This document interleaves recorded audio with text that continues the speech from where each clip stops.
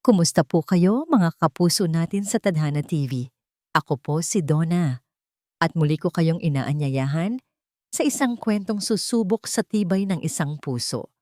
Sabi nila, ang tiwala ay parang salamin. Kapag nabasag, hindi mo na maibabalik sa dati. Paano kung ang mismong taong pinagkatiwalaan mo ng iyong buong mundo ang siyang dudurog nito sa isang iglap lang? Hindi na kita mahal, Fatima. Ang mga salita ay tumama sa kanya na parang isang malakas na sampal. Mas malakas pa. Isang sampal na hindi mo nakikita, pero ramdam mo hanggang sa kaibuturan ng iyong kaluluwa. Itigil na natin to. Huminto ang mundo ni Fatima. Ang marahang tunog ng mga kubyertos, ang mahinang tawanan mula sa kabilang mesa, ang malamyos na musika sa loob ng eleganteng restaurant. Lahat ay naglaho. Tanging isang ugong na lang ang natira sa kanyang pandinig. Ang kamay niya ay nanlamig habang nakahawak sa baso ng tubig. Kanina lang, puno ng pananabik ang puso niya. Kanina lang, iniisip niya kung paano magiging masaya ang mukha ni Rafael kapag ibinigay na niya ang kanyang anniversary gift. Isang relos na may ukit ng kanilang pangalan at ng petsa kung kailan sila unang nagkakilala. Pero ang lalaking nasa harapan niya ngayon, hindi na niya kilala. Ang mga mata nito ay malamig. Walang bakas ng pagmamahal na dati niyang nakikita sa tuwing titingin ito sa kanya. Dahan-dahan, halos hindi humihinga, iginala ni Fatima ang kanyang paningin. At doon, sa tapat ni Rafael, nakaupo ang isang babae. Nakangiti ito. Isang ngiyang ngiti na hindi pangkaibigan. Isang nangiti ng isang taong alam na nanalo na siya. Si Vanessa. Ang pangalan ay parang lason na kumalat sa isip ni Fatima. Si Vanessa, ang babaeng palaging binabanggit ni Rafael na business partner lang. Ang babaeng laging kasama nito sa mga important meetings. Ngayon, naiintindihan na niya ang lahat ng pag-uwi ng gabi. Ang mga biglaang out-of-town trips. Ang malamig na pakikitungo sa mga nagdaang buwan. Hindi ito isang simpleng pagtatapos. Ito ay isang matagal ng pinlanong pagkakanulo. Tiningnan niya si Rafael, naghahanap ng kahit katiting na pagsisisi, ang kahit anong emosyon na magsasabing nasasaktan din ito. Pero wala. Walang awa. Walang pagsisisi. Tanging ang malamig na pagpapasya. Sunod niyang tiningnan si Vanessa. Ang babae ay tumingin sa kanya mula ulo hanggang paa na para bang sinusukat ang kanyang pagkatao. At sa mga mata nito, nakita ni Fatima ang lahat. Pangungutya, pagwawagi, at kawalan ng respeto. Hindi nagsalita si Fatima. Ayaw niyang bigyan sila ng kasiyahan na makita siyang umiyak. Ayaw niyang bigyan sila ng pagkakataong marinig siyang magmakaawa. Dahan-dahan, kinuha niya ang kanyang bag. Ang bigat ng maliit na kahon sa loob nito ay parang bigat ng buong mundo. Inilabas niya ang velvet box na naglalaman ng relos. Hindi niya ito binuksan. Marahan niya itong ipinatong sa gitna ng mesa. Sa pagitan nilang tatlo, isang tahimik na simbolo ng nasirang pangako at tinapakan na pagmamahal. Pagkatapos, tumayo siya. Hindi niya sila tiningnan. Tumalikod siya at nagsimulang maglakad. Bawat hakbang ay isang pakikibaka para hindi matumba. Pakiramdam niya, lahat ng mata sa restaurant ay nakatingin sa kanya. Nang huhusga, hindi niya alam kung paano siya nakalabas, kung paano siya nakasakay ng taxi. Ang biyahe pa uwi ay isang blankong espasyo sa kanyang alaala. Nang buksan niya ang pinto ng kanilang bahay, ng bahay na akala niya ay kanilang tahanan, sumalubong sa kanya ang katahimikan. Ngunit bukas ang ilaw sa sala.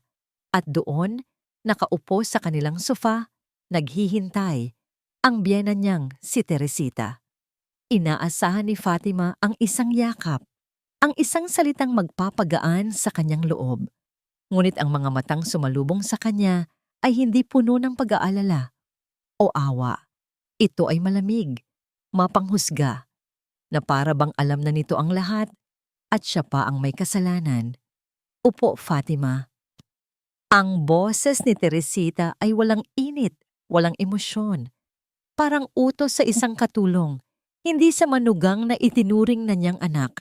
Sa loob ng 8 taon, naupo si Fatima sa silyang pinakamalayo. Nanginginig pa rin ang kanyang mga kamay. Nais niyang magsalita. Nais niyang isumbong ang ginawa ng anak nito, ngunit naunahan siya ng tingin ng kanyang biyenan. Isang tingin na nagsasabing, alam ko na, at wala kang karapatang magreklamo. Tumawag si Rafael, panimula ni Teresita, habang inaayos ang dulo ng kanyang mamahaling damit. Sinabi niya sa akin ang napagdesisyonan ninyo. Ninyo? Gustong isigaw ni Fatima. Siya ang nagdesisyon.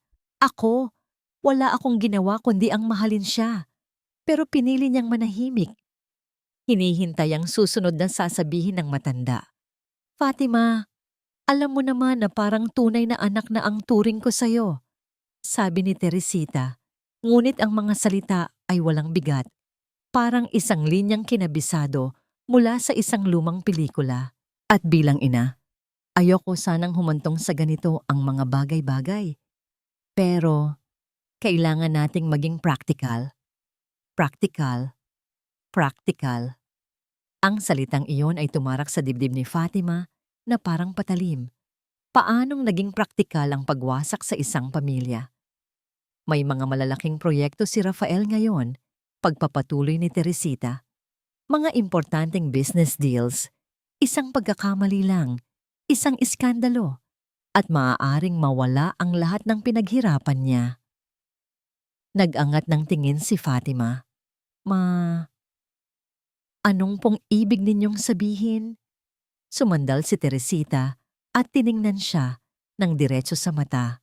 Ang konting pag-aalinlangan sa mukha nito kanina ay napalitan na ng isang matigas na ekspresyon. Fatima, hindi na natin maibabalik ang dati. Ang kailangan nating gawin ngayon ay siguraduhin na ang paghihiwalay ninyo ay magiging maayos at tahimik para sa kapakanan ng lahat, lalo na para sa pangalan ng pamilya natin. Ngayon, malinaw na ang lahat. Hindi ang kaligayahan ni Fatima ang mahalaga, hindi ang nararamdaman niya, kundi ang reputasyon, ang pera, ang pamilya nila. Isang alaala ang biglang pumasok sa isip ni Fatima. Isang alaala mula sa nakaraan. 10 taon na ang nakalipas nang malugi ang maliit na negosyo ng kanyang mga magulang. Baon sila sa utang. Si Teresita, ang pamilya Lim, ang nag-abot ng tulong. Sila ang sumalo sa kanila para hindi sila tuluyang lumubog. Iyon ang utang na loob na habang buhay na dadalhin ng kanyang pamilya. Isang utang na loob na ngayon ay ginagamit na panakal sa kanyang leeg. Naiintindihan mo ba ako, Hija? Tanong ni Teresita. Ramdam ni Fatima ang pait sa kanyang lalamunan. Ang gusto niyo pong mangyari ay manahimik na lang ako? Tanggapin na lang ang lahat? Iyon ang pinakamagandang gawin. Mabilis na sagot ni Teresita. Para hindi na lumaki ang gulo. Ayokong umabot pa ito sa kung saan-saan. Isipin mo na lang ang anak mo. Si Leo. Ayaw mo naman sigurong lumaki siya sa gitna ng isang magulong hiwalayan, hindi ba? Ang pagbanggit sa pangalan ng kanyang anak ang tuluyang nagpaguho kay Fatima. Tumulo ang mga luhang kanina pa niya pinipigilan. Alam ko na mahirap ito para sa'yo, sabi ni Teresita, na tila bahagyang lumambot ang boses, pero hindi pa rin ito tumayo para lapitan siya. Pero isipin mo na lang, ito na rin ang kabayaran sa lahat ng naitulong namin sa pamilya mo noon. Ituring mo na lang na tabla na tayo. Tabla na tayo. Ang mga salitang yon ang pinakamasakit sa lahat. Ang pagmamahal niya, ang 8 taon ng kanyang buhay, ang pamilyang binuo nila. Lahat pala yon ay kabayaran lang sa isang lumang utang. Tumayo si Fatima. Hindi na niya kayang manatili pa sa silid na yon. Pakiramdam niya ay sinasakal siya. Tumingin siya sa larawan ng kanilang kasal na nakasabit sa dingding. Si Teresita. Nakangiti sa tabi niya, mukhang ang pinakamasayang biyenan sa buong mundo. Isang kasinungalingan. Naglakad siya patungo sa kanyang silid, Ngunit bago siya makapasok, may pahabol na sinabi si Teresita. May ipapadala ang abogado ni Rafael bukas. Mga papeles para mapabilis na ang proseso. Pirmahan mo na lang agad, Fatima. Para matapos na. Hindi lumingon si Fatima. Pumasok siya sa kwarto at isinara ang pinto. Nang gabing iyon, natulog siya sa tabi ng kanyang anak. Yakap-yakap ito ng mahigpit. Pinakinggan niya ang bawat payapang paghinga nito. Si Leo na lang ang natitira sa kanya. Kinabukasan, habang naghahanda siya ng almusal, isang text message siyang dumating sa kanyang telepono. Galing sa isang numerong hindi niya kilala. Good morning, Mrs. Lim. This is Attorney Reyes, counsel for Mr. Rafael Lim. I have sent the initial divorce settlement agreement to your email. Please review and sign at your earliest convenience. The agreement includes your voluntary waiver of claims to the conjugal property, specifically the house and lot located at number 143 Dahlia Street. Nabitawan ni Fatima ang hawak niyang sandok. Hindi lang pala ang asawa niya ang gusto nilang kunin. Pati ang tahanan ng anak niya. Parang robot na kumilos si Fatima. Pinaliguan ang anak. Binihisan. Pinakain. Hinatid sa eskwela na may ngiti sa labi, na para bang walang anumang problema. Ngunit sa loob-loob niya, wasak na wasak siya. Ang bigat sa kanyang dibdib ay halos hindi niya makayanan. Pagkaalis ng school bus ni Leo, hindi na niya alam kung saan pupunta. Hindi niya kayang umuwi sa bahay na yon. Ang bawat sulok ay magpapaalala lang sa kanya ng mga kasinungalingan. Ang 4 na sulok ng bahay ay parang mga pader ng kulungan. Naglakad siya ng walang direksyon hanggang sa natagpuan niya ang kanyang sarili sa tapat ng isang maliit na karinderya malapit sa eskwelahan. Nena's Eatery. Ang amoy ng nilulutong sinigang ay humatak sa kanya papasok. Doon, sa likod ng counter, abala sa paghiwa ng mga gulay si Aling Nena, isang babaeng nasa mga 60 anyos na ang mga guhit sa muka ay nagsasabi ng libu-libong kwento ng pagpupunyagi. Isa siya sa mga pinakamatagal na residente sa kanilang barangay at nire-respeto ng lahat. Nang makita siya ni Aling Nena, agad na nawala ang nangiti nito at napalitan ng pag-aalala. Fatima Hija, anong nangyari sa'yo? Bakit namumutla ka? Isang tanong lang na puno ng tunay na pag-aalala. At iyon na ang nagpabagsak sa lahat ng pader na pilit na itinatayo ni Fatima. Umupo siya sa isang bakanting mesa sa sulok at doon, hindi na niya napigilan ang pag-agos ng kanyang mga luha. Umiyak siya ng walang tunog.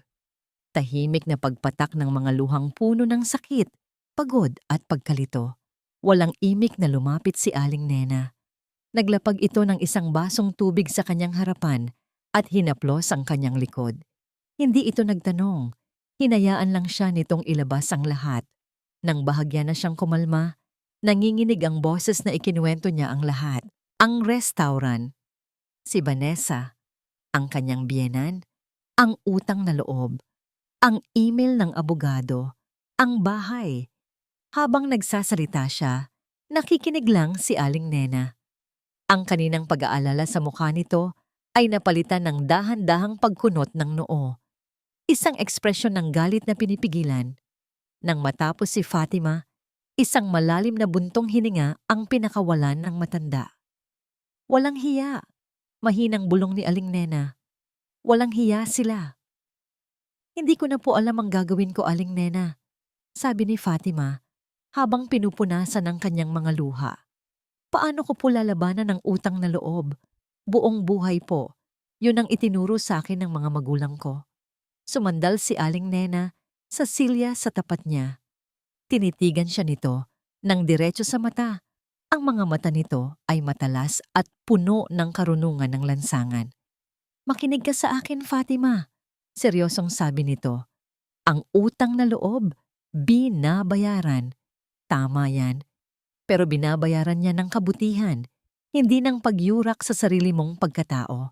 Kapag ang utang na loob ay ginamit na para tapakan ka, hindi na yan utang na loob. gagamit na ang tawag dyan. Isang sampal ng katotohanan ang mga salita ni Aling Nena. Ang utang na loob, binabayaran. Pero ang pagkatao mo, hindi pwedeng isanla.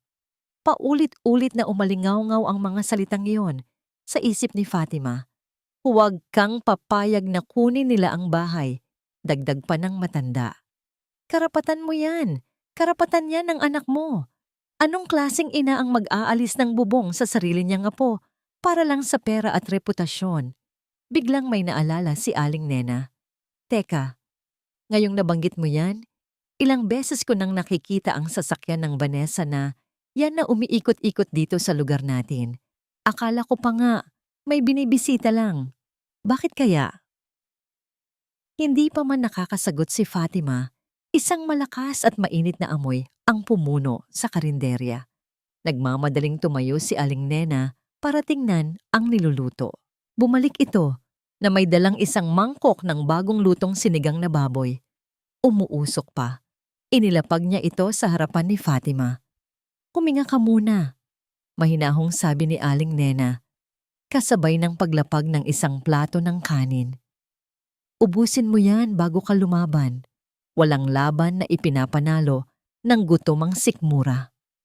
Sa unang pagkakataon, sa loob ng 24 na oras, nakaramdam si Fatima ng kaunting ginhawa, isang kanlungan, isang kakampi. Habang dahan-dahan niyang hinihigop ang mainit na sabaw, napatingin siya sa labas ng bintana ng karinderya. Ang tingin niya ay napako sa isang pamilyar na kotseng itim na huminto sa tapat ng isang bakanteng lote. May 2 kanto lang ang layo mula sa bahay niya. Bumukas ang pinto ng kotse. Unang bumaba si Rafael, sumunod si Vanessa na may dalang isang blueprint na nakarolyo, at sa huli, isang lalaking naka-Amerikana na hindi niya kilala. Napatigil sa pagsubo si Fatima. Ang kanyang puso ay nagsimulang kumabog ng malakas. Itinuro ng 3 ang bakanteng lote. Binuklat nila ang blueprint. Seryoso silang nag-uusap at tumatango-tango na para bang may isang malaking plano silang isa sa katuparan. Ang plano na gagamitin ang bahay niya para pondohan. Kinabukasan, may bago ng determinasyon sa mga mata ni Fatima. Ang mga payo ni Aling Nena ay parang gasolinang bumuhay sa nanlalamig niyang pag-asa. Hindi na siya iiyak lang sa isang sulok. Kailangan niyang malaman kung ano ang binabalak ni na Rafael at Vanessa. Kailangan niyang kumilos. Ang unang hakbang, maging malapit sa sentro ng kanilang operasyon. Ang Ciel de Ver, ang restaurant kung saan gumuho ang kanyang mundo, ay nasa tapat lang ng isang bagong bukas na coffee shop, ang Canto Cafe. Isang simpleng lugar na may malalaking salaming bintana. Perpektong lugar para sa isang tahimik na tagamasid. Kinapala niya ang kanyang mukha at nag-apply bilang part-time service crew. Sa kabutihang palad, kailangan nila ng dagdag na tao. Sa awa ng Diyos, natanggap siya. Ang mga sumunod na araw ay naging isang bagong routine para kay Fatima. Sa umaga, isa siyang guro. Sa hapon, pagkahatid kay Leo, isa siyang crew sa coffee shop. Pagod, pero may layunin. Mula sa kanyang pwesto, habang nagpupunas ng mga mesa o nagtitimpla ng kape, tanaw na tanaw niya ang entrada ng Ciel de Vere. Sa kabilang kalye, mula sa loob ng kanyang opisina sa restaurant, may isa ring tahimik na tagamasid, si Tristan Chavez. Unang araw pa lang, napansin na niya ang pamilyar na babae sa Canto Cafe. Ang babaeng may malungkot na mga mata na sa kabila ng abala sa trabaho ay palaging napapasulyap sa kanyang restaurant, hindi niya malilimutan ang mukha nito. Siya ang babaeng mag-isang iniwan ni Rafael Lim sa gabing iyon. Nakita ni Tristan ang lahat. Ang pagdating ni Fatima na may dalang regalo. Ang pagdating ni Vanessa. Ang malamig na pag-uusap. At ang tahimik na pag-alis ni Fatima na nag-iwan ng isang maliit na kahon sa mesa. Isang eksenang bumasag din sa kung anong parte sa loob niya. Kaya't bawat hapon, hindi niya maiwasang mapatingin sa kabilang kalsada. Pinapanood niya si Fatima. Ang paraan ng pagngiti nito sa mga customer, isang ngiting hindi umaabot sa kanyang mga mata. Ang pagod sa kanyang mga balikat, na pilit niyang itinatago. Isang hapon, habang pauwi na si Fatima, biglang bumuhos ang malakas na ulan. Wala siyang dalang payong. Nakita niya itong sumilong sa waiting shed, nanginginig sa lamig. Hindi nag-isip si Tristan. Kumuha siya ng isang payong mula sa staff area, tumawid ng kalsada, at tahimik na naglakad patungo sa kanto kape na sarado na. Dahan-dahan, para hindi makalikha ng ingay, iniwan niya ang payong sa tabi ng pinto, kung saan siguradong makikita ito ni Fatima kapag humina na ang ulan. Hindi na siya lumingon pa at mabilis na bumalik sa kanyang restaurant. Nang tumila ang ulan, laking gulat ni Fatima nang makita ang isang itim na payong na nakasandal sa pinto. Tumingin siya sa paligid. Wala namang ibang tao. Kinuha niya ito, nagtataka, ngunit nagpapasalamat. Isang maliit na kabutihan sa gitna ng kanyang magulong mundo. Samantala, sa loob ng Shell de Verre, nagkakape ang dalawang staff ni Tristan. "Napansin mo ba si Sir?" Bulong ng isa. Laging seryoso. Simula nung nalugi yung dati niyang business venture dahil sa partner niya, parang ayaw nang magtiwala sa tao. Oo nga, sabi nila, niloko daw siya ng malaki. Kinuha lahat. Kawawa naman. Kaya siguro, ayaw na ayaw niya sa mga manloloko. Hindi nila alam. Ilang metro lang ang layo. Sa VIP section ng restaurant, dalawang manloloko ang kasalukuyang nag-uusap. Muling dumating sina Rafael at Vanessa. Dumaan si Tristan sa kanilang mesa para kunin ang isang menu. Sakto namang narinig niya ang mayabang na tawa ni Vanessa. "That teacher wife of yours, masyadong mabait," sabi ni Vanessa habang umiinom ng wine. Madaling lokohin, lalo na sa usapang guardianship ng bata. Napatigil si Tristan. Ang kanyang mga kamay, na hindi nakikita ng dalawa, ay dahan-dahang kumuyom sa kanyang tagiliran. Guardianship ng bata. Ang mga salitang yon ay tumatak sa kanyang isipan. Ngayon, naiintindihan na niya. Ang pakay nila ay hindi lang ang pera. Ang pakay nila ay kunin ang lahat mula kay Fatima, pati na ang kanyang anak. Ang mga salitang narinig ni Tristan ay hindi lang pala isang masamang biro. Ito pala ang unang putok sa isang digmaang hindi pa handa si Fatima. Araw ng parent-teacher conference sa eskwelahan.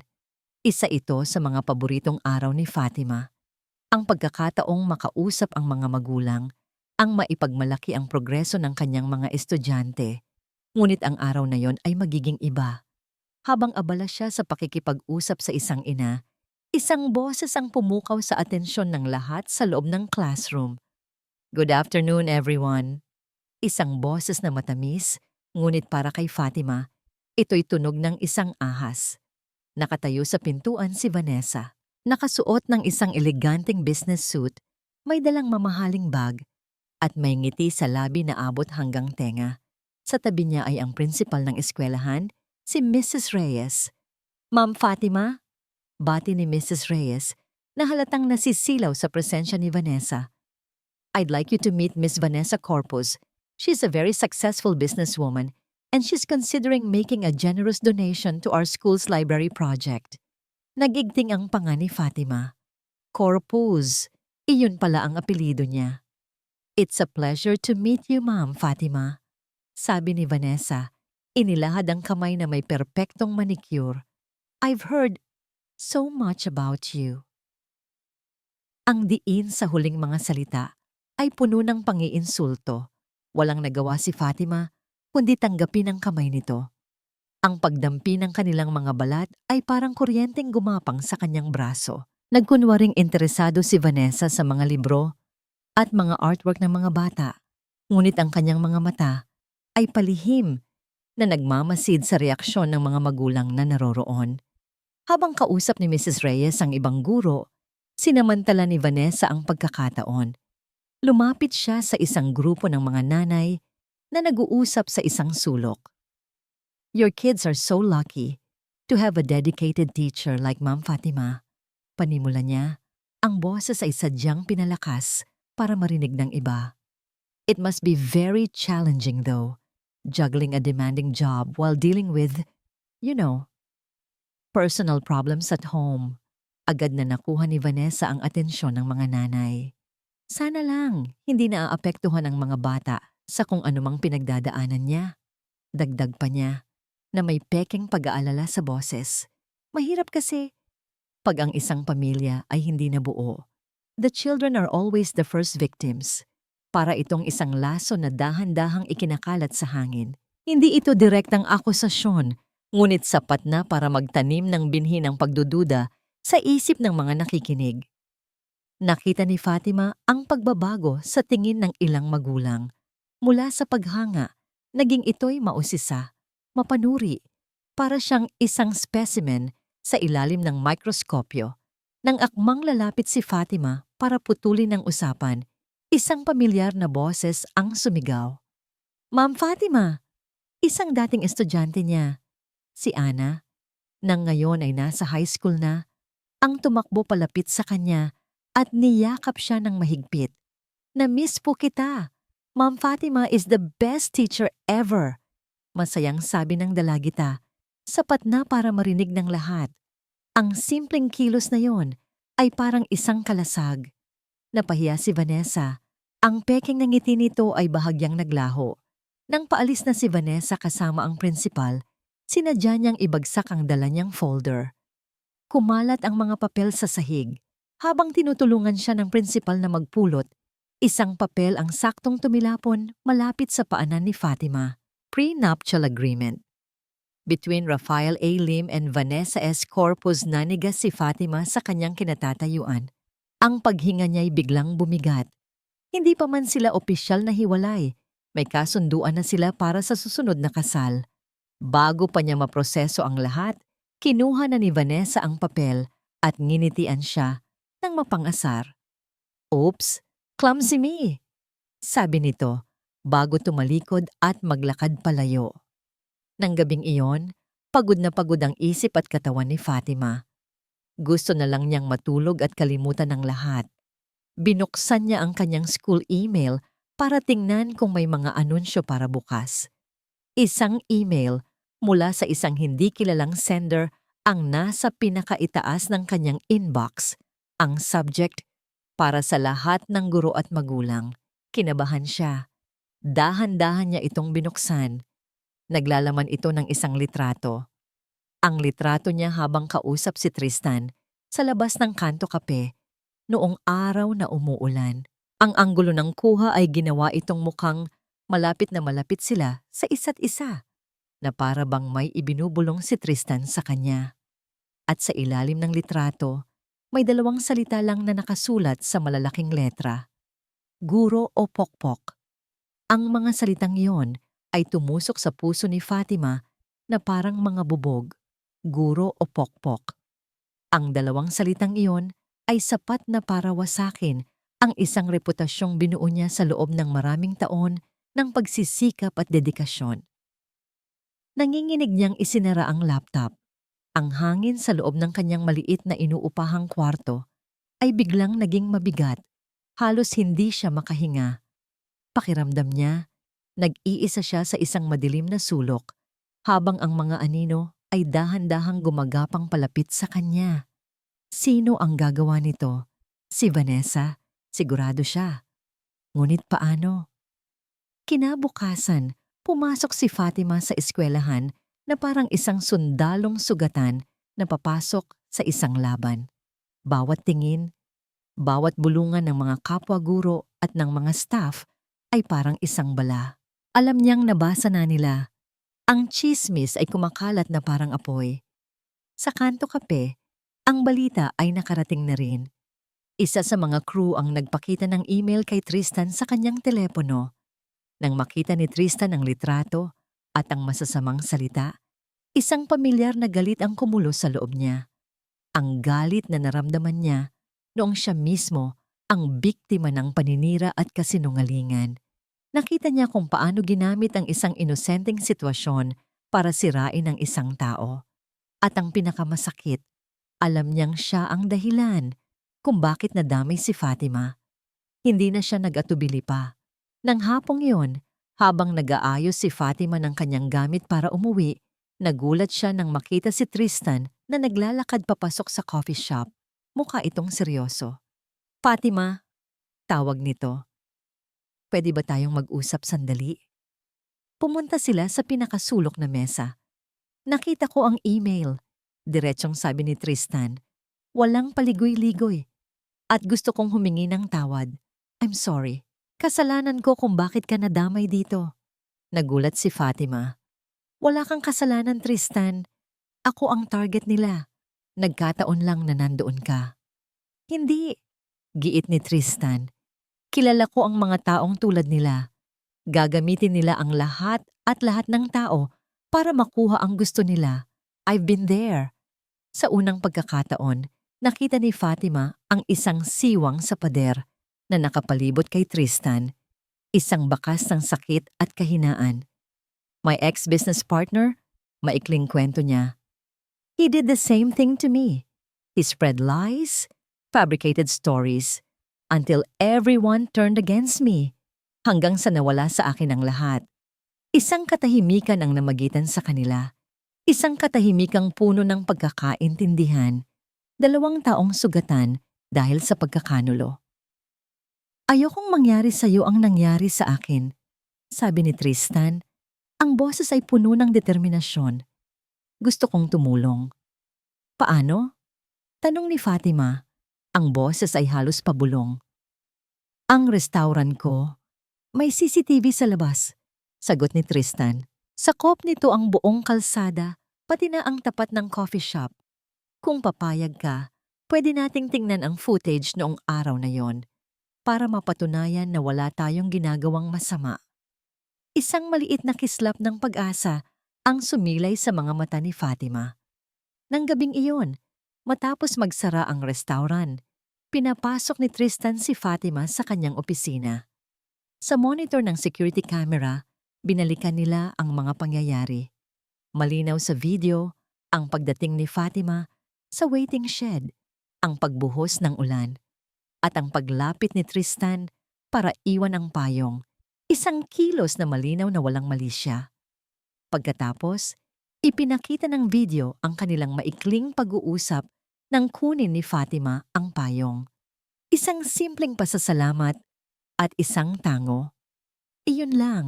Walang bulungan, walang anuman. Ngunit may isa pa silang napansin. Ilang minuto bago kunan ng litrato, may isang lalaking nakasuot ng itim na jacket ang lumapit kay Vanessa na naghihintay sa loob ng isang kotse sa di kalayuan. Malinaw na may inabot si Vanessa na isang puting sobre sa lalaki. Ang lalaking yun din ang nagkunwaring naglalakad lang at kumuha ng litrato gamit ang kanyang cellphone. Binayaran niya ang isang tao para gawin yon, sabi ni Fatima, hindi makapaniwala. Itago mo ang kopya ng video na to, sabi ni Tristan, habang isinasalin ang file sa isang USB drive. Magagamit mo yan kapag kailangan. Bago umalis si Fatima, may inabot si Tristan sa kanya. Isang maliit, blankong notebook at isang ballpen. Ano to? Tanong ni Fatima. Isulat mo lahat ng kahina-hinala, sabi ni Tristan. Lahat ng detalye, gaano man kaliit. Mga pangalan, petsa, mga lugar. Minsan, ang mga maliliit na detalye ang bumubuo sa malaking kasinungalingan. Hawak-hawak ang USB drive at ang notebook, umuwi si Fatima na may panibagong lakas. Hindi na siya nag-iisa.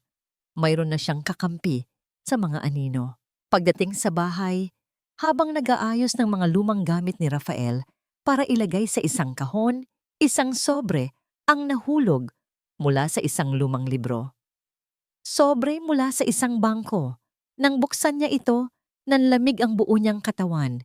Isa itong final demand letter, isang babala para sa isang malaking business loan na malapit ng mag-due. Isang loan na nakapangalan sa kanilang dalawa. Isang loan na wala siyang kaalam-alam na umiral.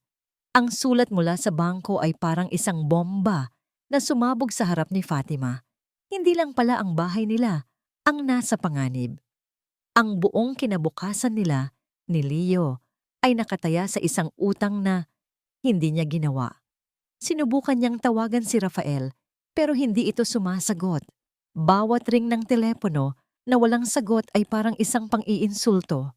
Habang gulong-gulo ang isip niya, hindi niya alam na si Vanessa ay naghahanda na para sa kanyang susunod na at pinakamalupit na atake. Hindi sapat ang email. Kailangan niya ng isang bagay na mas malawak ang maaabot, mas personal, at mas mapanira. Gamit ang isang pekeng pangalan, Concerned Parent PH, gumawa si Vanessa ng isang Facebook post. Hindi ito basta post. Isa itong mahabang detalyadong kwento. Isang babala sa lahat ng magulang sa St. Michael Academy, panimula ng post. Ikinuwento nito ang tungkol sa isang guro na may dalawang mukha. Sa umaga, isang anghel sa harap ng mga estudyante. Pero sa gabi, isang babaeng may kaduda-dudang moralidad. Ikinuwento nito na may mga pekeng detalye ang tungkol sa pag-abandona sa pamilya, ang pakikipagkita sa kung sino-sinong lalaki, at ang pagpapabaya sa sariling anak. Ang post ay sinamahan ng litrato, ang parehong litrato nila ni Tristan, ngunit ngayon, ito ay mas malabo, mas madilim, at inedit para magmukhang mas kahina-hinala. At ang pinakamasaklap na bahagi, isinare ni Vanessa ang post sa lahat ng posibleng Facebook groups, sa official page ng St. Michael Academy, sa group chat ng mga PTA members, sa community page ng kanilang barangay. Sa loob lang ng ilang oras, ang post ay naging viral. Daan-daang shares, libo-libong komento. Kawawa naman ang asawa. Hindi dapat ganyan ang isang guro. Dapat alisin yan sa eskwelahan. Bad influence sa mga bata. Judge muna bago mag-comment, baka fake news. Walang usok kung walang apoy. Binabasa ni Fatima ang bawat komento at bawat salita ay parang isang suntok sa kanyang sikmura. Ang mga taong hindi siya kilala ay hinuhusgahan siya, sinisiraan, kinukondena. Ang kanyang pangalan, ang kanyang pagkatao ay dinudurog sa harap ng buong mundo. Kinabukasan, pagpasok niya sa eskwelahan, ang mga bulungan ay naging hayagang pag-iwas. Ang mga ngiti ay napalitan ng mga mapanghusgang tingin. Para siyang may ketong. Pinatawag siya sa opisina ng principal. Fatima, sabi ni Mrs. Reyes na hindi makatingin ng diretso sa kanya. Nakita mo na siguro ang nasa social media. Tumango lang si Fatima. Pinipigilan ang sarili na huwag maiyak. Hindi ko sinasabing naniniwala ako, pagpapatuloy ng principal. Pero, ang ingay ay masyadong malakas. Naaapektuhan na ang pangalan ng eskwelahan. Maraming magulang na ang tumatawag. Hindi po totoo ang lahat ng yon, Ma'am Reyes, pakiusap ni Fatima. Set up lang po ako. Ganon pa man, sabi ng principal, na halatang nakapagdesisyon na. Para sa kapakanan ng lahat, I think it's best if you take a leave of absence for a while. 1 linggo o 2, hanggang sa humupa ang issue para maayos mo na rin ang mga personal mong problema. Leave of absence, isang magandang paraan para sabihing suspendido ka. Napakagatlabi si Fatima.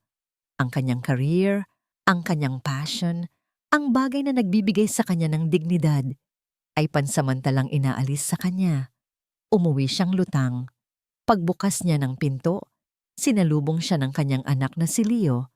Hawak-hawak ang isang tablet. Ang mukha nito ay malungkot. Mommy, tanong ng bata. Ang mga mata ay puno ng pagkalito. Why are they saying bad things about you online? Sabi po dito. You're a bad person daw. Niyakap ni Fatima ang kanyang anak ng mahigpit. No, baby. Hindi totoo yan. You know mommy, right? Yes, mommy. Sagot ni Leo. You're a good person. You're the best person. Ang mga salita ng kanyang anak ang sabay na naging pampalubag loob at pinakamasakit na punyal sa kanyang puso. Habang pinapatulog niya si Leo, muli niyang tiningnan ang Facebook post. Sa gitna ng daan-daang masasakit na komento, may isang comment mula sa isang anonymous account na nakakuha ng kanyang pansin. Huwag basta maniwala. Kilala ko ang babaeng yan. Mabait siyang tao. Kung gusto niyo ng totoong iskandalo, imbestigahan niyo ang West End Real Estate Project. West End Project. Iyon ang proyektong nakita niyang pinag-uusapan ni Rafael at Vanessa sa tapat ng bakanteng lote. Habang iniisip niya ito, isang malakas na katok sa pinto ang nagpatigil sa kanyang paghinga. Kinakabahan. Dahan-dahan niya itong binuksan. Isang lalaking nakauniforme ang nasa labas. Para po kay Mrs. Fatima Santos, sabi ng lalaki. Iniabot sa kanya ang isang makapal na brown envelope. Nang buksan ito ni Fatima, ang mga kamay niya ay nagsimulang manginig. Galing ito sa korte. Isang petisyon para sa annulment at isang motion para sa sole custody ng kanilang anak. Inaakusahan siya ni Rafael ng moral turpitude na ginagamit ang viral na Facebook post bilang ebidensya na siya ay isang unfit mother. Ibinagsak ni Vanessa ang kanyang huling pinakamabigat na bomba. At sa pagkakataong ito, ang target ay ang kanyang pagiging ina. Ang tratula mula sa korte ay parang isang hatol ng kamatayan. Bawat salita sa papel na yon, moral turpitude, unfit mother, ay mga patalim na paulit-ulit na itinarak sa kanyang puso. Pakiramdam ni Fatima ay nalulunod siya. Ang mga pader ay papalapit, ang hangin ay nauubos. Sa gitna ng kaguluhang ito, ang ingay sa labas ng kanyang bahay ay papalakas ng papalakas. Tunog ng masasayang tugtugin, tawanan, at sigawan. Ang taunang pista ng barangay, ang araw na dapat sana ay puno ng saya at pagkakaisa. Ngunit para kay Fatima, ito ay magiging isang entablado para sa kanyang pinakamalaking kahihiyan. Mommy, can we go to the fiesta? Please? Pagmamakaawa ni Leo na walang kamalay-malay sa bagyong dumadagok sa kanilang buhay. May Ferris wheel daw po. Paano niya hihindian ang nag-iisang kaligayahan ng kanyang anak? Ayaw niyang iparamdam kay Leo na may mali. Ayaw niyang nakawin ang pagkabata nito. Kaya't kahit mabigat ang dibdib, pinilit ni Fatima na ngumiti. Of course, baby. Magbihis ka na. We'll go to the fiesta. Paglabas nila ng bahay para silang pumasok sa ibang mundo, ang buong kalye ay puno ng mga banderitas. Ang mga tao ay nagkakatuwaan. Ngunit para kay Fatima, bawat pares ng matang tumitingin sa kanya ay puno ng panghuhusga. Ang mga ngiti ay tila naging mga ngisi. Ang mga bulungan ay parang mga bubuyog na umuugong sa kanyang tainga. Ayan na siya. Kawawa naman yung bata. Nakakahiya. Dito pa talaga nakatira sa barangay natin. Pinilit niyang huwag pansinin. Hinawakan niya ng mahigpit ang kamay ni Leo at dumiretso sa pila ng mga rides.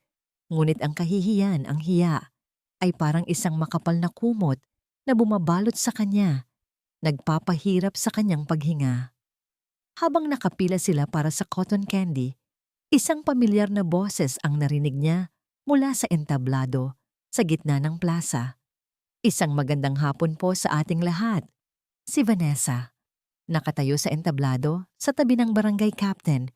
Hawak ang mikropono. Bilang pasasalamat sa mainit na pagtanggap ninyo sa aming pamilya, pagpapatuloy nito na nakatingin sa direksyon kung nasaan si Rafael na nakatayo sa gilid ng entablado. Kami po ay magbibigay ng munting donasyon para sa ating barangay hall renovation project. Nagpalakpakan ng mga tao. Si Rafael at Vanessa, ang bagong power couple ng komunidad. Ang mga bayani. Dahil naniniwala po kami, sabi ni Vanessa. Ang boses ay puno ng pekeng sinseridad, habang ang mga mata ay diretso nang nakatingin kay Fatima sa gitna ng mga tao, na ang pundasyon ng isang matatag na komunidad ay ang isang matatag na pamilya. Kaya't napakahalaga na protektahan natin ang ating mga anak mula sa mga masasamang impluwensya at mga sirang tahanan. Isang direktang sampal sa harap ng lahat. Naramdaman ni Fatima na namula ang kanyang buong mukha. Gusto niyang magtago. Gusto niyang lamunin siya ng lupa. Ang mga tao sa paligid niya ay nagtitinginan na sa kanya, nagbubulungan. Ang kanyang kahihiyan ay kumpleto na. Nang akma na niyang akayin si Leo para umalis, isang mainit na kamay ang humawak sa kanyang braso. "Saan ka pupunta?" Si Aling Nena. Nakatayo sa tabi niya, ang muka ay seryoso at walang takot. "Huwag mong hayaang makita nila na talo ka," bulong nito. "Itaas mo ang noo mo, Fatima. Wala kang ginagawang masama." Ngunit bago pa man makasagot si Fatima, lumapit ang ilang kapitbahay na kilala niyang mga tsismosa. "Naku, Fatima," sabi ng isa na may halong pangaasar. "Balita ko, may problema ka raw? Totoo ba yung nasa Facebook?" Si Aling Nena ang sumagot. Humarap siya sa mga babae, tinaasan sila ng kilay. Ang kapitbahay nagdadamayan, hindi nagtsitsismisan.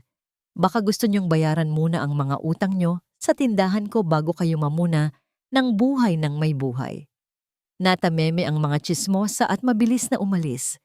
Sa gitna ng kaguluhan, mula sa di kalayuan, nakita ni Fatima si Tristan. Nakatayo malapit sa isang food stall, mag-isa. Nakatingin din ito sa entablado. Ngunit ang tingin niya ay hindi kay Vanessa. Nakatutok ito kay Rafael. Isang tingin kakaiba. Isang tingin na may halong pagkakilala. At galit? Hindi na niya ito natiis. Nagpaalam siya kay Aling Nena at mabilis na inakay si Leo pauwi, palayo sa entablado ng kanyang kahihiyan. Pagod na pagod, binuksan niya ang gate ng kanilang bahay. Ipinasok niya ang susi sa pinto. Pero hindi ito umikot. Sinubukan niya ulit. Ayaw. Nagulat siya nang mapansin na buo ng doorknob.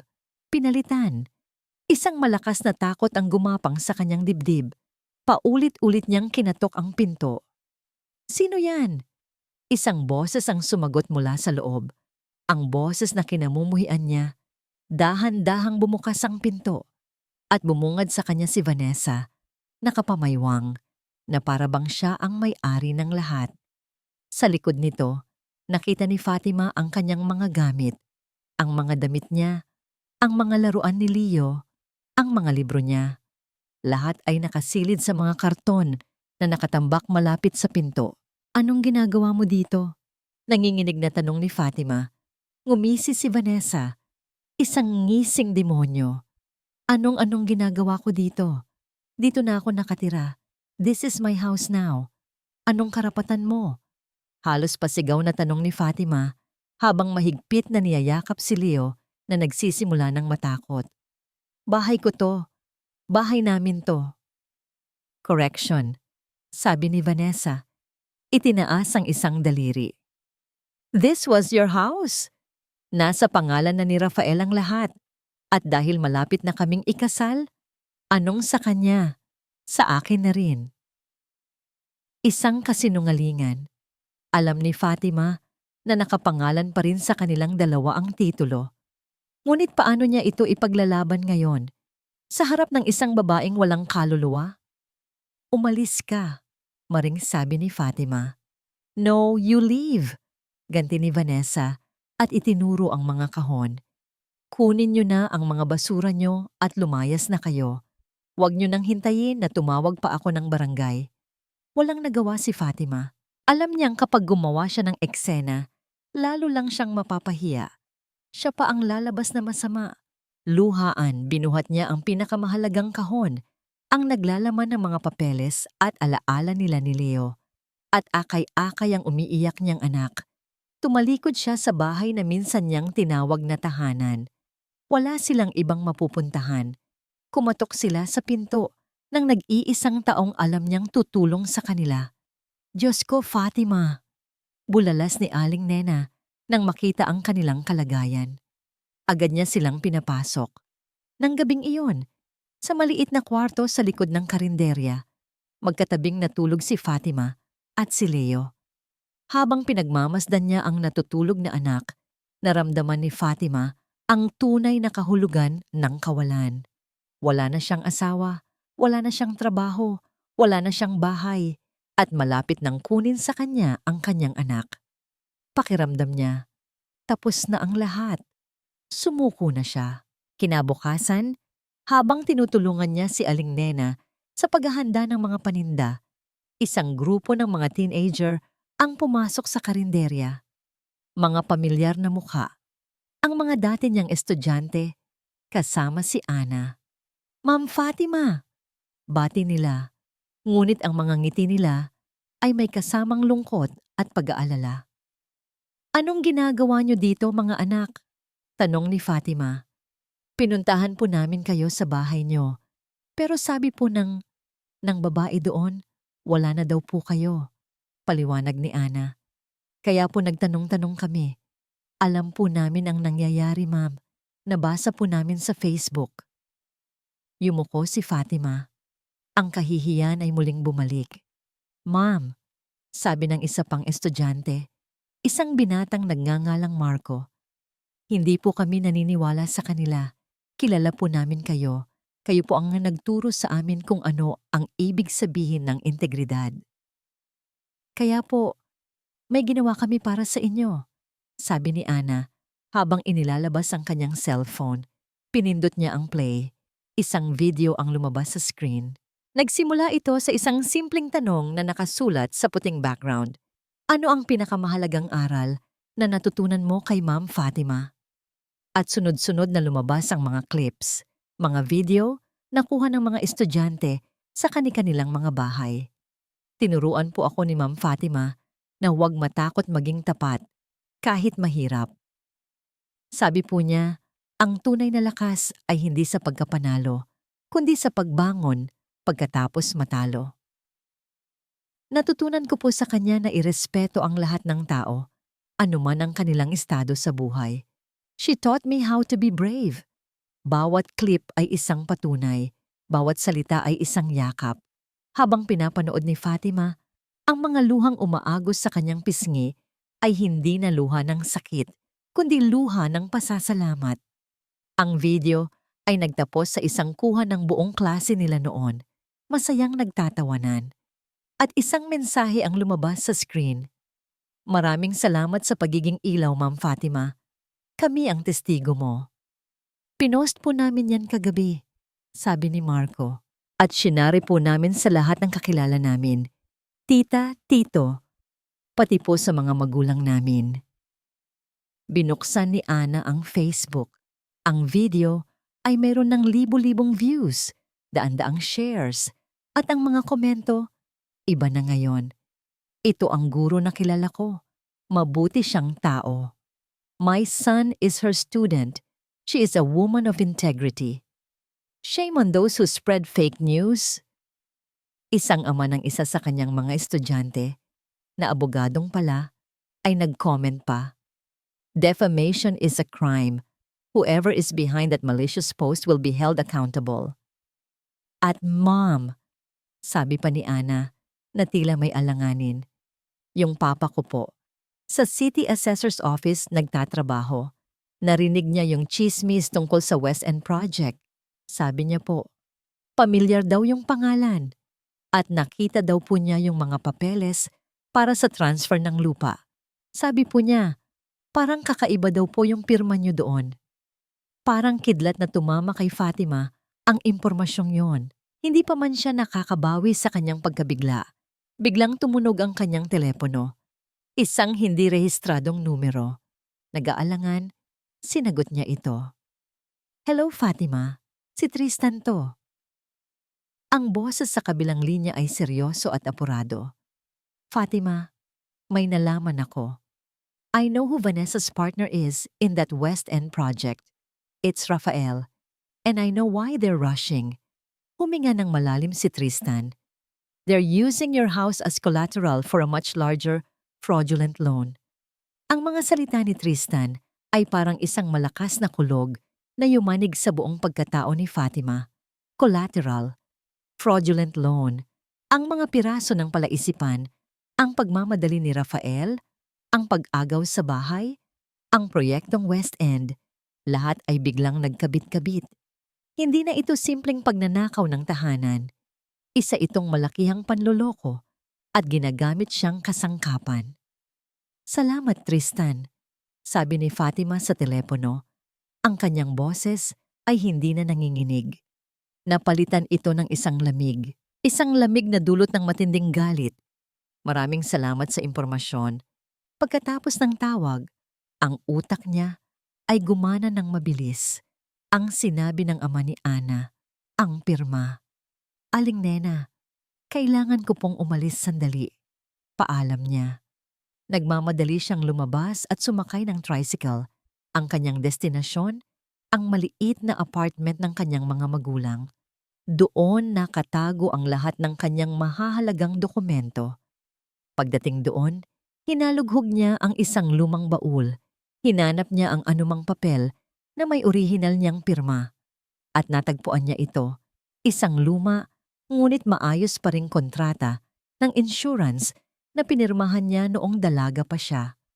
Samantala, tinupad naman ng ama ni Ana ang kanyang pangako. Lingid sa kaalaman ng kanyang mga boss, nagawa niya ng paraan na makakuha ng photocopy ng deed of sale para sa Wesson property na may pirma di umano ni Fatima. Ipinadala niya ito sa pamamagitan ng isang mensahe sa cellphone. Bumalik si Fatima sa karinderya ni Aling Nena. Sa isang tahimik na mesa sa sulok, binuksan niya ang dalawang dokumento. Sa kanyang kaliwa, ang larawan ng pekeng dokumento. Sa kanyang kanan, ang luma niyang kontrata ng insurance. Inilapit niya ang mga ito sa isa't isa. Hindi kailangan maging eksperto para makita ang pagkakaiba. Ang pirma sa insurance, ang tunay niyang pirma, ay may malambot na mga kurba. Isang dahan-dahang pag-angat sa dulo ng kanyang pangalan. Ang pirma sa deed of sale, ang pekeng pirma, ay matigas, pilit. Ang mga letra ay nanginginig na para bang sinubukang kopyahin ng maigi ngunit nabigo. Ang dulo ay biglang putol, walang buhay. Isang pirma ng pagkakanulo. Ang pirma ng lalaking minsan niyang pinagkatiwalaan ng kanyang buong buhay. Tinitigan ni Fatima ang dalawang pirma. Hindi siya umiyak, hindi siya sumigaw. Isang nakakakilabot na katahimikan ang bumalot sa kanya. Ang lahat ng sakit, lahat ng pagdududa, lahat ng kahihiyan ay nagkristal sa isang matigas at matibay na bagay sa loob ng kanyang dibdib, ang galit. Isang galit na hindi naninira, kundi isang galit na nagbibigay lakas. Ito na ang ebidensya. Ang balang papatay sa lahat ng kanilang kasinungalingan. Tumunog muli ang kanyang telepono. Si Tristan. Fatima, may isa pa akong naalala, sabi nito. Yung apelyido ni Vanessa Corpus. Iyon din ang apelyido ng dati kong business partner, ang taong nanloko sa akin. Magkaano-ano sila? Tanong ni Fatima. Hindi ko alam. Pero imposible na coincidence lang ito. Masyadong malaki ang mundo para sa ganoong pagkakataon. May plano na ako, Tristan. Sabi ni Fatima. Ang boses ay matatag. Anong plano? Kakausapin ko sila. Sagot niya. Dumating ang gabi. Si Fatima ay nakaupo sa loob ng karinderya ni Aling Nena, naghihintay. Ipinadala niya ang kopya ng dalawang pirma sa email ni Rafael. Walang salita. Larawan lang, ilang minuto lang, tumawag si Rafael. Ang boses ay natatataranta. Fatima, anong ibig sabihin niyan? Alam mo kung anong ibig sabihin niyan, Rafael? Kalmadong sagot ni Fatima. Forgery is a crime. Using a forged document to secure a loan is this a bigger crime, estafa? Narinig ni Fatima ang paglunok ni Rafael sa kabilang linya. Mag-usap tayo, Rafael, sabi ni Fatima. Ang boses ay parang bakal. Dalhin mo si Vanessa sa Ciel de Ver bukas ng gabi pagkatapos magsara ang restaurant. Bakit doon? Dahil doon yung sinimulan, sagot ni Fatima. Doon din natin tatapusin at dalhin mo ang tunay na papeles ng bahay natin. Bago pa man makasagot si Rafael, ibinaba na ni Fatima ang telepono. Hinawakan niya ang kwintas sa kanyang leeg. Ang tanging natirang alaala mula sa kanyang kasal. Dahan-dahan niya itong inalis at inilagay sa ibabaw ng mesa. Tapos na ang pagiging biktima. Bukas, siya na ang hahawak ng mga baraha. Ang ciel de ver sa gabi, kapag sarado na, ay ibang-iba. Tahimik. Malamlam ang mga ilaw. Ang mesang minsan ay naging saksi sa pagguho ng mundo ni Fatima ay ngayon magiging korte para sa kanyang sariling hustisya. Dumating si Fatima kasama si Aling Nena. Sa likod nila, tahimik na sumunod ang ama ni Ana, ang abogado, na dala-dala ang kanyang briefcase. Si Tristan ang nagbukas ng pinto para sa kanila. Isang tango lang ang naging palitan nila ng pagbati, isang tango ng pagkakaisa. Ilang sandali pa, dumating si Rafael at si Vanessa. Pumasok sila na may ere ng pagiging arogante, ngunit hindi maitago ang bahagyang kaba sa kanilang mga mata. Ano ang drama to, Fatima? Bungad ni Vanessa, tinitingnan mula ulo hanggang paa ang mga kasama ni Fatima. Nagdala ka pa ng mga alipores mo? Hindi pinansin ni Fatima ang kanyang tanong. Tumingin siya ng diretso kay Rafael. Nasaan ang mga papeles? Nag-aalangan, inilabas ni Rafael mula sa kanyang leather bag ang isang folder. Ang orihinal na titulo ng kanilang bahay. Good, sabi ni Fatima. Umupo siya sa isang silya at inilatag sa mesa ang kanyang mga baraha. Ang kopya ng pekeng deed of sale, ang kopya ng insurance contract na may tunay niyang pirma, ang kopya ng final demand letter mula sa bangko, ang USB na naglalaman ng CCTV footage. Let's get straight to the point. Simula ni Fatima, ang kanyang boses ay kalmado ngunit matalas. You forged my signature. You used our house, which is still conjugal property, as collateral for a fraudulent loan. Lahat ng yan, krimen. May mga testigong handang tumayo sa korte at mayroon akong matibay na ebidensya. Namutla si Rafael. Si Vanessa naman, sinubukang magmatigas. Puro kabintang. How can you prove any of that? Madali lang, sagot ng abogado na tumayo sa tabi ni Fatima. Handwriting experts can verify the forgery in a day.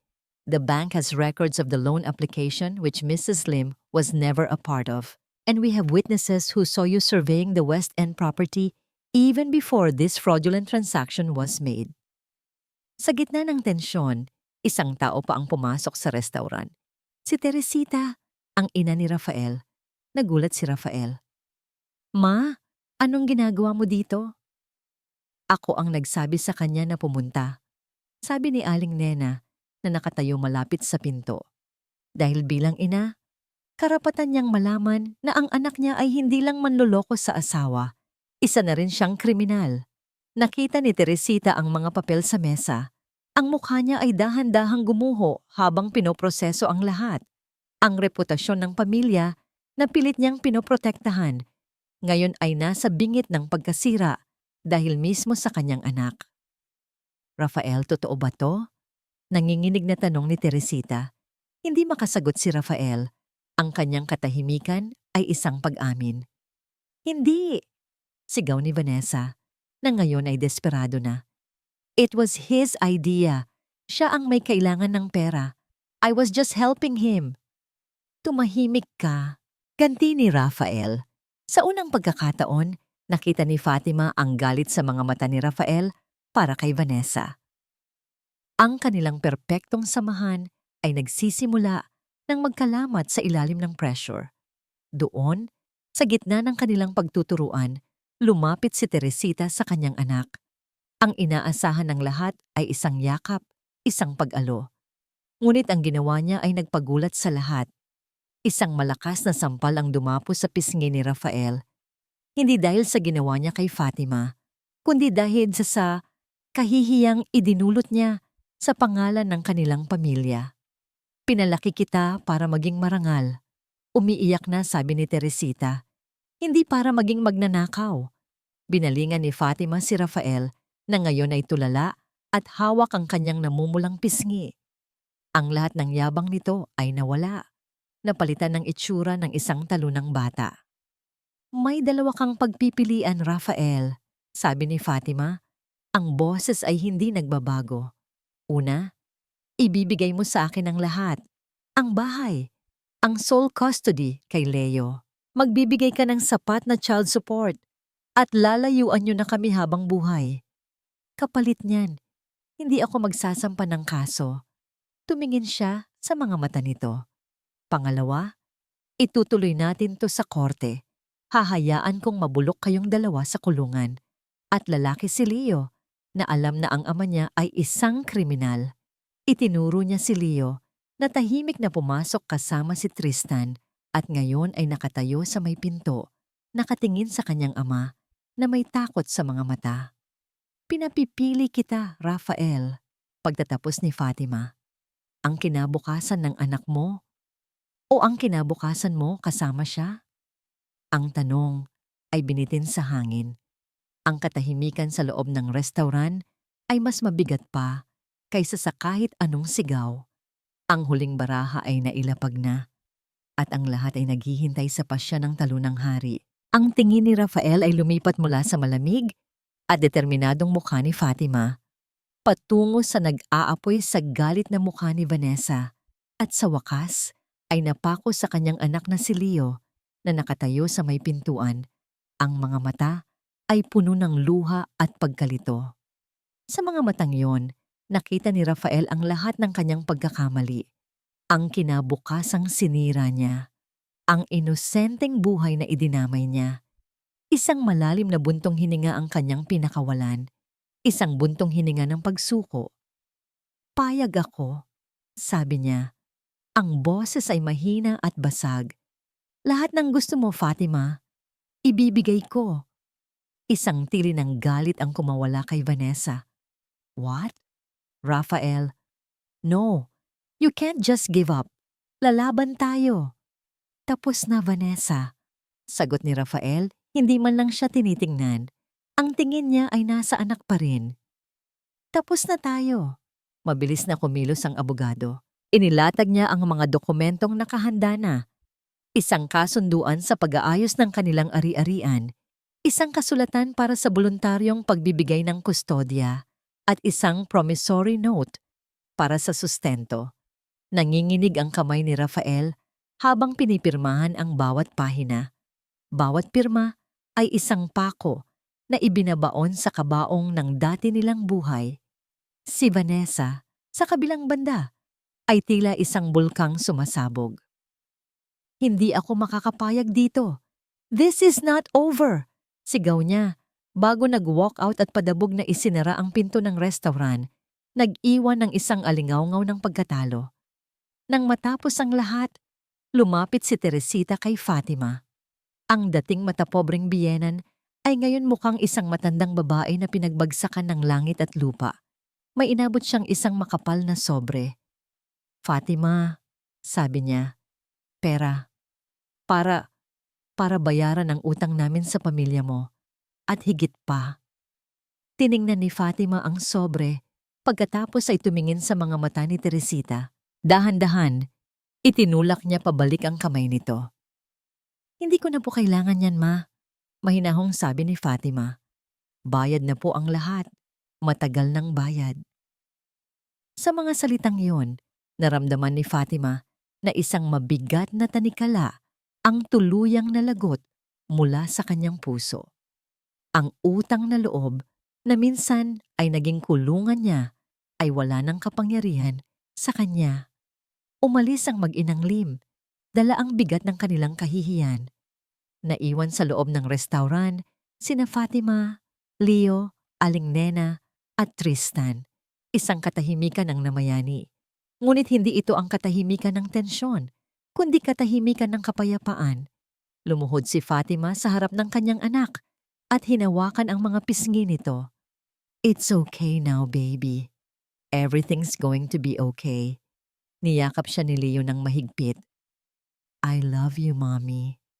I love you more, sagot ni Fatima. At sa unang pagkakataon, ang kanyang mga luha ay purong luha ng ginhawa. Lumipas ang ilang buwan. Tinupad ni Rafael ang kanyang mga pangako. Ang bahay ay tuluyan ng nailipat sa pangalan ni Fatima. Ang sustento ay dumarating buwan-buwan. Si Vanessa ayon sa balita ay umalis na ng bansa matapos malugi ang West End Project. Isang hapon, abala si Fatima sa pag-aayos ng kanyang mga gamit pabalik sa kanyang bahay. Ang bawat kahon na binubuksan niya ay parang isang bagong simula. Natigilan siya nang makita ang kanilang wedding portrait sa ilalim ng isang tumpok ng mga libro. Tinitigan niya ito ng matagal. Ang masayang mag-asawa sa larawan ay parang mga estranghero na ngayon. Hindi niya ito pinunit, hindi niya ito itinapon. Dahan-dahan, kumuha siya ng isang malinis na kahon at maingat na inilagay ang larawan sa loob. Isinara niya ito at isinilid sa pinakailalim ng kanyang aparador. Hindi para kalimutan, kundi para tanggapin. Isang parte ng kanyang nakaraan na humubog sa kung sino siya ngayon. Isang katok sa pinto ang pumukaw sa kanya. Pagbukas niya, si Tristan ang nakatayo roon. May dalang 2 tasa ng kape mula sa Kanto Kape. Para sa bagong may bahay. Nakangiting sabi nito. Salamat, sagot ni Fatima. Isang tunay at magaan na ngiti ang namutawi sa kanyang mga labi. Naibalik ka na sa eskwelahan? Tanong ni Tristan. Oo, the principal apologized. Binalik na nila ako. Masayang sagot ni Fatima. Pero may iba pa akong plano. Ano yon? Magbubukas ako ng isang maliit na tutorial center dito sa barangay para sa mga batang nahihirapan sa pag-aaral. Parang isang bagong simula. Ngumiti si Tristan, isang nangiting puno ng paghanga. I think it's time for a new beginning, sabi nito.